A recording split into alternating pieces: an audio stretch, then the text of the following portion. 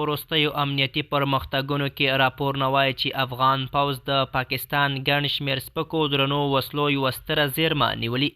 ویل کېږي دغه وسلې د سرحدي سیمو په ځانګړو عملیاتو کې کشف او ضبط شوي دي. د حقیقت نیوز چینل درنو کتونکو سلام، ستړي مه شئ، وخت مو په خیر.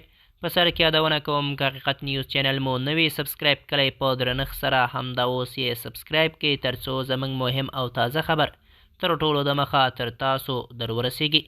په وروستیو امنیتي پرمختګونو کې راپورونه وایي چې افغان پوځ د پاکستان د ګڼ شمېر سپکو درنو وسلو یوه ستره زیرمه نیولې. ویل کېږي دغه وسلې د سرحدي سیمو په ځانګړو عملیاتو کې کشف او ضبط شوي دي. امنیتي سرچینې ټینګار کوي چې دا اقدام د هیواد د امنیت د خوندي ساتلو او د احتمالي ګواښونو د مخنیوي لپاره ترسره شوي. د معلوماتو له مخې په نیول شویو وسلو کې سپکې او درنې مرمۍ، توغندي، راکټ لانچرونه، ماشینداري او نور بېلابېل پوځي تجهیزات شامل دي. سرچینې وایي چې دا وسلې د پټو ځایونو کې ساتل کېدې او د استخباراتي معلوماتو پر بنسټ پرې عملیات ترسره شوي. د عملیاتو پر مهال سیمه کلبند شوه او له څو ساعتو لټون وروسته دغه زیرمه وموندل شوه.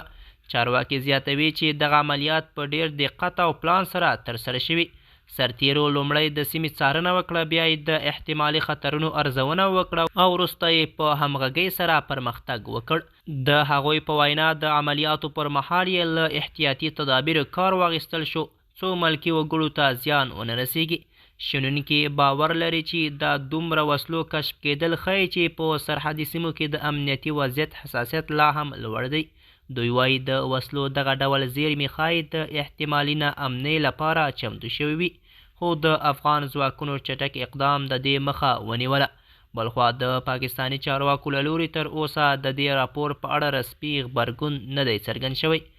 په تیرو مواردو کې دواړو هیوادونو یو بل سرحدي سرغړونو او ناامنۍ په ملاتړ تورن کړي دي، خو دا ځل هم روښانه نه ده چې آیا د دې موضوع په اړه به رسمي خبرې اترې وشي که نه.